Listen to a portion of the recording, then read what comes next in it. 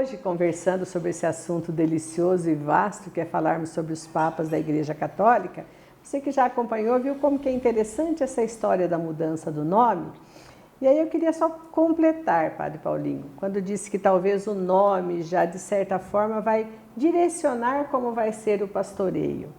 Então, dentro desse nome de Francisco, que foi essa novidade que o nosso Papa atual escolheu, mas se pegarmos pela missão de São Francisco, que ele recebeu lá de Cristo um dia, de reformar a sua igreja. Inicialmente, Francisco até imaginou numa reforma material e começou a reformar uma capela que estava desabando. Depois ele entendeu a necessidade da reforma espiritual que a igreja necessitava naquele século onde ele viveu e atuou assim com muita sabedoria, com muita espiritualidade e deixou essa marca tão forte na igreja. Francisco veio num momento também que parece que a nossa igreja estava precisando, não de grandes reformas, mas de um reavivamento.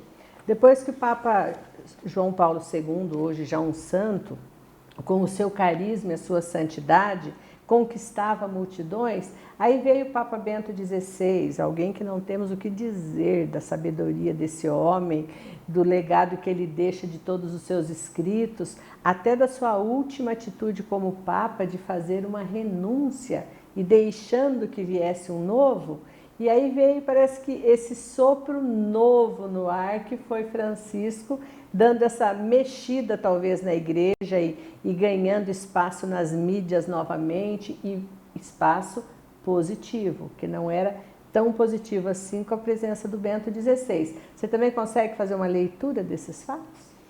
Assim, com certeza, né? Primeiro que havia uma expectativa de que depois de Bento XVI, depois da sua renúncia, né, ele que já havia sido eleito bastante idoso, havia uma expectativa fora da igreja, né, a grande imprensa mundial, de que o Papa fosse um cardeal mais jovem, fosse um cardeal europeu, preferencialmente, as apostas que se faz, né, se fazia na ocasião, fosse um italiano. Né? Aliás, uma coisa importante, Cidinha, em primeiro lugar, o Papa é o bispo de Roma.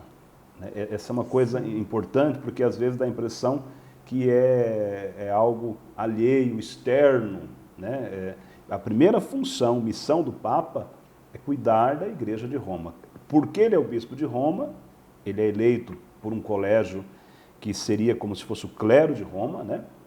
Tanto que os cardeais, eles são cardeais diáconos, cardeais presbíteros e cardeais bispos, como se fosse o presbitério da Igreja de Roma, que elege o seu bispo. Por causa disso, ele é o Papa, ele é aquele que preside a Igreja na caridade, preside a unidade da Igreja. Então, foi uma grande surpresa a eleição do Papa. Né?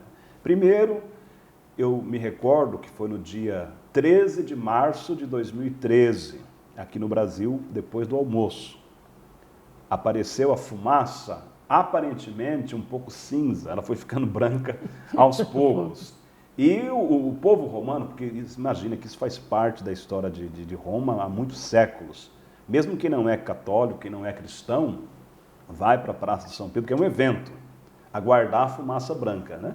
Quando o cardeal que anuncia a eleição do Papa, né, o Habemus Papa, falou o nome Jorge Mário Bergoglio, muitos jornalistas pensavam num italiano, mas não tinha um cardeal italiano com esse nome. Bergoglio é um sobrenome italiano, né? O Papa é de origem italiana. Quando foi se fazendo as pesquisas, descobrindo que era um argentino, né? Então foi a primeira surpresa. Segunda coisa, de uma ordem religiosa. Fazia muito tempo que nós não tínhamos um Papa de uma ordem religiosa. Jesuíta. Essa é uma novidade também entre os papas. E com esse nome escolhido, Francisco, né, que de fato foi uma guinada importante, até mesmo para que nós possamos compreender que a eleição do bispo de Roma, do Papa, é inspirada por Deus.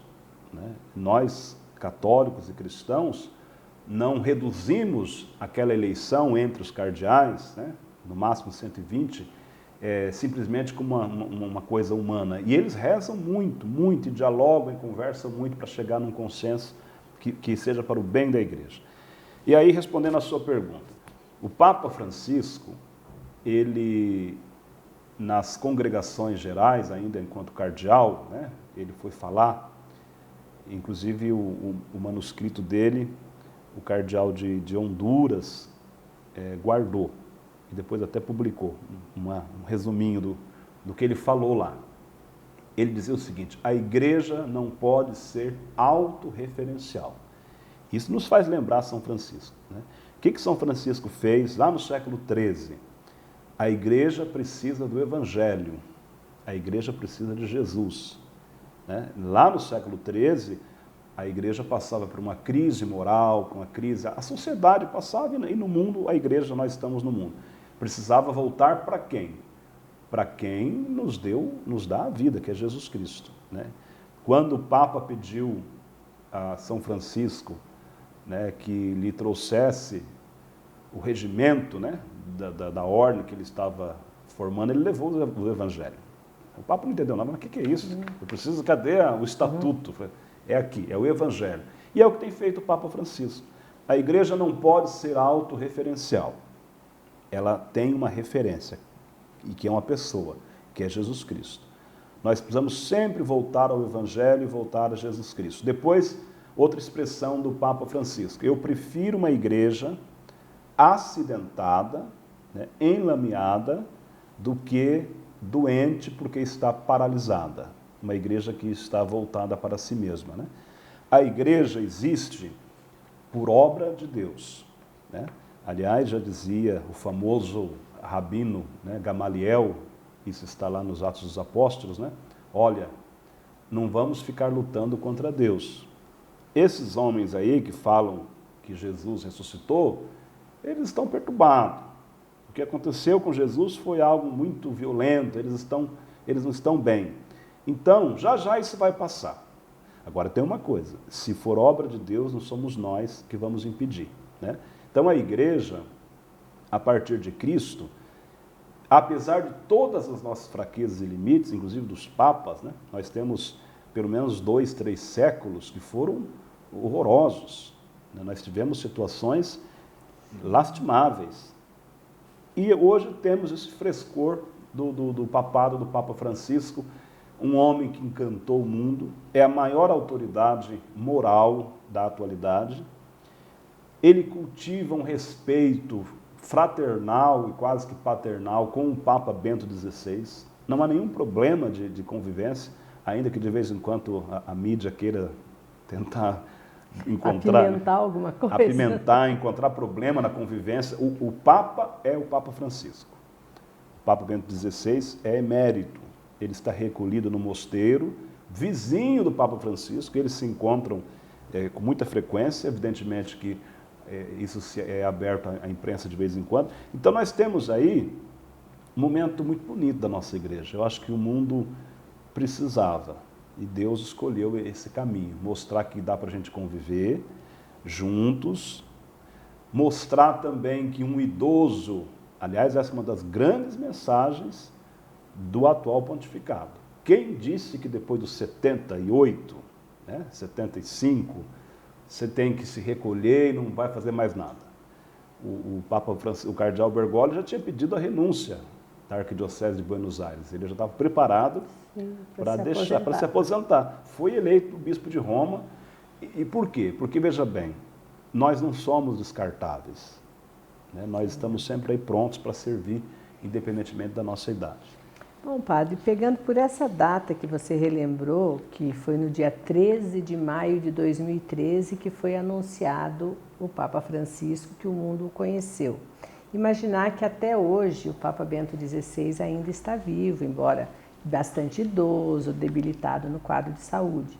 Mas se ele não tivesse tomado a atitude em 2013 da renúncia, poderíamos dizer que talvez o mundo não conhecesse o Papa Francisco? Sim, foi 2013, né, foi um ano de muitas surpresas. Primeiro que o último Papa que havia renunciado, né, há 500 anos atrás, Então, só os historiadores, né, os pesquisadores tinham essa informação. Quase que nós, leigos aí na história, nós tínhamos esquecido que um Papa poderia renunciar. Depois, Cidinha, o Papa São João Paulo II, muito debilitado, muito fragilizado pela doença, tudo o que ele passou, não renunciou. Então, o Papa Bento XVI, ele estava relativamente muito bem, de saúde física, muito lúcido, um alemão de personalidade muito convincente, muito contundente, não se passava. Olha, sinceramente, eu mesmo, acredito que você que está nos acompanhando, os padres, os bispos, nós não tínhamos mais jamais essa hipótese de que o Bento XVI fosse renunciar. 11 de fevereiro de 2013, o dia de Nossa Senhora de Lourdes, o Papa Bento chamou os cardeais que estavam no Vaticano para que pudesse conversar com eles alguns assuntos da igreja. E surpreendeu os cardeais, lendo em latim, né, a língua oficial do Vaticano, que ele estaria renunciando, né, ao trono de Pedro, renunciando ao pontificado no dia 28 de fevereiro. A partir dali, às 20 horas, no dia 28 de fevereiro, estaria vacante, né? E entregou já aos cardeais a missão de escolher o sucessor de Pedro, né, que é o novo Papa. Então aí já são sinais, né, de que o Espírito Santo vai agindo na igreja, né? Porque aqui o que a gente tem de interessante? Essa humildade de reconhecer que eu já cumpri a minha missão, né? E que eu vou continuar cumprindo de uma outra forma, que foi o que disse o Papa Bento XVI. Eu deixo a missão de Papa para ajudar a igreja de um outro modo, né? Na oração, no silêncio, no recolhimento. E aí abriu a possibilidade, né, em março, 13 de março, para a eleição do Papa Francisco. Então, nós devemos muito ao Bento XVI. Além dele ter exercido o pontificado com muita maestria, enfrentou um momento de turbulências violentas na igreja, mas muito discreto, com uma personalidade muito introvertida. Agora, o Bento XVI é uma das maiores inteligências, né, do nosso século, né, do nosso tempo. Vale a pena conhecer o que ele nos ensina. Escreveu uma trilogia sobre Jesus Cristo, né, muito interessante. Então, foi uma atitude de alguém com muita envergadura. Eu acho que entendeu a sua identidade de suceder o apóstolo Pedro, da sua missão à frente da igreja.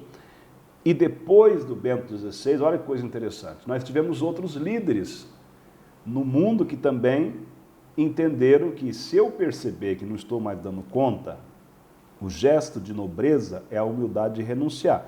Citar, por exemplo, o imperador do Japão. A tradição nipônica jamais também imaginava que um imperador pudesse abdicar do trono ainda em vida. E o imperador lá do Japão abdicou, inclusive o seu filho já assumiu, né? Sim.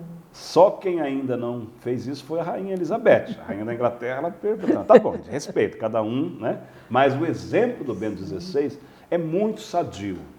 Eu acho que, talvez, Cidinha, depois da encíclica dele, a primeira, Deus é Amor, Deus Caritas Est, que é uma maravilha de encíclica, né? Um legado que o Papa Bento XVI deixou, o seu grande ensinamento foi isso: olha, ter a humildade de renunciar, de deixar o lugar para o outro e ajudar de uma outra forma, porque é assim que a gente ajuda, da melhor maneira possível, a missão da igreja a continuar.